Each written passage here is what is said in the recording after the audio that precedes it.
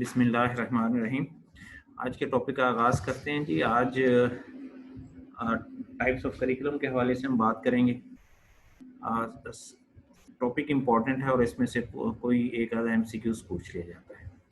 सबसे पहला जो करिकुलम की टाइप में सबसे पहली किस्म हम पढ़ेंगे, दैट इज़ ओवर्ट, एक्सप्लिसिट और written curriculum.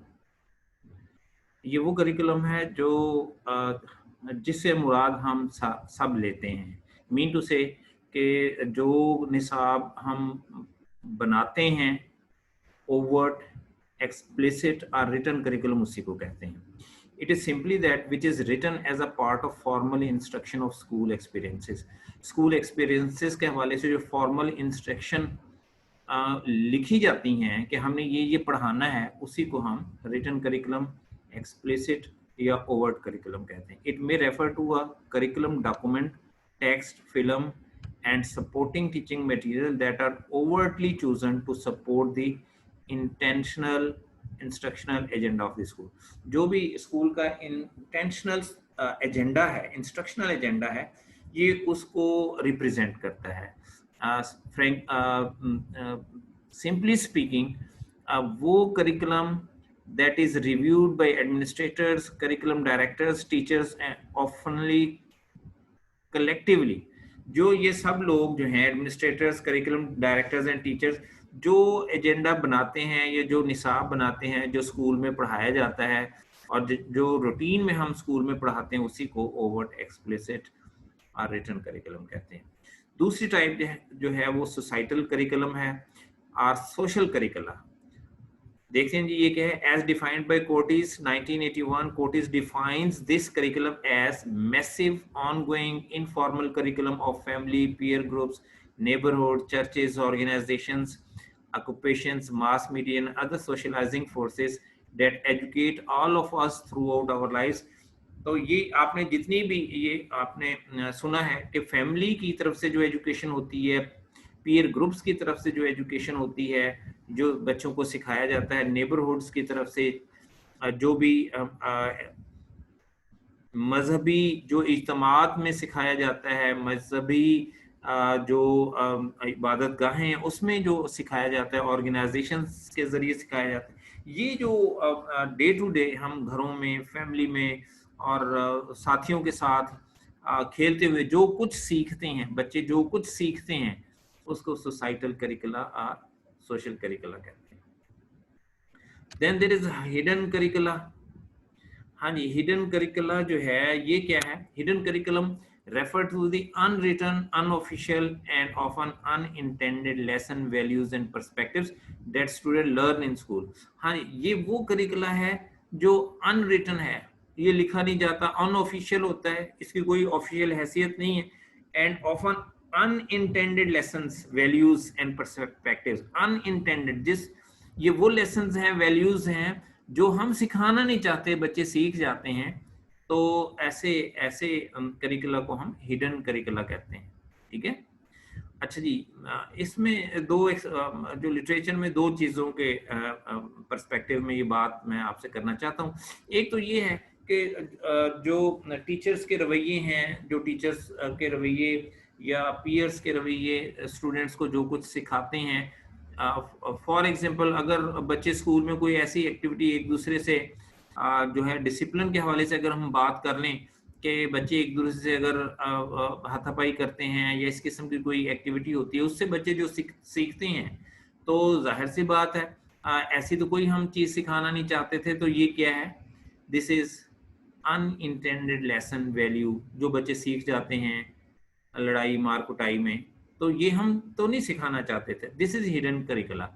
In the same way एक एग्जांपल मैं और दूं और ये उसका दूसरा एस्पेक्ट है। फॉर एग्जांपल आप सब लोग जानते हैं कि एफएससी में हम इंग्लिश नॉवल पढ़ते हैं एक, ठीक है ना। तो अब इंग्लिश नॉवल पढ़ाने का मकसद जो है वो क्या है कि हम बच्चों को इंग्लिश सिखाएं, बच्चे इस काबिल हो जाएं कि वो इंग्लिश समझ सकें, लिख सकें, बोल सकें। तो असल मकसद तो यही है, उनकी वोकैबुलरी में इजाफा हो। तो मैं बात कर रहा हूँ गुड बाय मिस्टर चिप्स की। तो अगर उस नॉवल को पढ़ाते हुए जिसके मकासद क्या हैं कि हम बच्चों के अंदर जो 4 बुनियादी मकासद हैं किसी भी लैंग्वेज के क्या हैं, वो listening, reading, writing and speaking. तो मकसद तो यही है कि इनके अंदर बच्चे जो हैं वो एक्सेल हों, इस इनके अंदर बच्चों की जो है वो बेहतरी आए, ये स्किल्स बच्चों के अंदर पैदा हों। तो उसके साथ साथ अगर बच्चे कोई फॉरेन वैल्यूज, इंग्लिश लिटरेचर की वैल्यूज उनके अंदर डेवलप हो जाएं क्योंकि वो पूरा नॉवल पढ़ रहे हैं, तो this is the hidden curriculum. Unintended values अगर डेवलप हो जाएं किसी भी वजह से, तो वो क्या है, वो हिडन करिकुलम है। Then there is null curriculum. Null curriculum क्या है? जाहिर सी बात है, हम बहुत सारी चीज़ें जो हैं हम समझते हैं कि ये इम्पोर्टेंट नहीं है बच्चों के लिए, और अब बच्चों को हर चीज़ तो करिकुलम का या निसाब का हिस्सा नहीं बन सकती ना। करिकुलम को हमने एक ख़ास मुद्दत के अंदर ख़त्म करना होता है, तो बहुत सारी चीज़ें तो हम उसके अंदर नहीं ला सकते ना, तो बहुत सारी चीज़ें को छोड़ दिया जाता है, दैट इज़ द अनइम्पॉर्टेंट। तो ऐसी चीज़ें जो हम बच्चों को नहीं पढ़ाते, छोड़ देते हैं कि ये वैल्यूएबल नहीं है, ये इतनी ज़्यादा अहम नहीं है, उसको हम नल करिकुलम कहते हैं जी। Then there is phantom curriculum. Media and its uses have become important issue in schools। तो सिंपली स्पीकिंग जो मीडिया के ज़रिए बच्चे जो कुछ सीखते हैं, चाहे वो ड्रामाज हैं, चैनल्स हैं, उनके ऊपर डिस्कशंस हैं, तो उसके ज़रिए जो कुछ बच्चे सीखते हैं, that is phantom curriculum. Then there is concomitant curriculum. अच्छा जी, कॉन्कोमिटेंट करिकुलम क्या है? What is taught, emphasized at home are those experiences that are part of our family experiences, are related experiences sanctioned by the family। Family के only, family के जरिए जो कुछ बच्चे सीखते हैं, और वो क्या है, उसी को हम कॉन्कोमिटेंट करिकुलम कहते हैं। ठीक है, अच्छा जी, इसके बाद है rhetorical curriculum। It comes from those professionals involved in concept formation and content change। तो ये जो करिकुलम के एक्सपर्ट्स हैं, उनके जो व्यूज़ वो अपने देते हैं, जो कॉन्सेप्ट फॉर्मेशन में अपना किरदार अदा करते हैं, उनकी स्पीचेस बच्चे सुनते हैं, एक्सपर्ट्स की, एजुकेशनिस्ट्स की, तो उससे जो बच्चे सीखते हैं उसको हम रिटोरिकल करिकुलम कहते हैं। Then there is curriculum in use। The formal curriculum, written or overt, comprises those things in textbooks and content and concepts in the district curriculum guides। However, those formal elements are frequently not taught। The curriculum in use is the total curriculum that is delivered and presented by each teacher।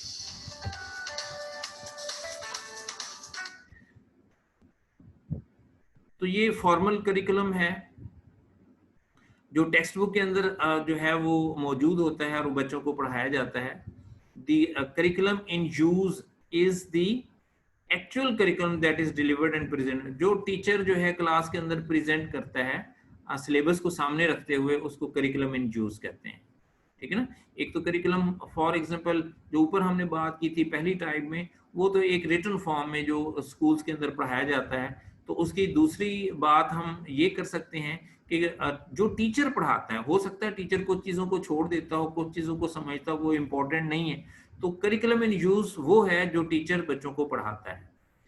Then there is received curriculum. Received curriculum वो है जो बच्चे learn करते हैं, those things that students actually take out of classrooms. बच्चे जो कुछ classroom से लेके जाते हैं, those concepts and content that are truly learn by the end remembered, जिसको बच्चे जो हैं वो लर्न करते हैं और याद करते हैं, उसी को हम रिसीव्ड करिकुलम कहते हैं। अच्छा जी, लास्टली हम बात करेंगे जी internal curriculum. Processes content knowledge combined with the experiences and realities of the learner. अगर जो उनको सब्जेक्ट मैटर पेश किया जा रहा है, जो नॉलेज पेश किया जा रहा है, उसके साथ साथ जो बच्चों के अपने ज़ाती तजर्बात हैं और हकायक हैं, जो कुछ वो ऑन ग्राउंड चीज़ें सीखते हैं, तो इन दोनों के मिलाप से जो नया नॉलेज जो है वो बच्चे हासिल करते हैं, नई चीज़ें जो सीखते हैं, उसको हम इंटरनल करिकुलम कहते हैं। ये चंद टाइप्स थी, इस पे हमने बात की है। तो ये लिटरेचर थोड़ा सा पढ़ेंगे तो आपको चीज़ें और भी क्लियर हो जाएंगी जी। Thank you very much ji.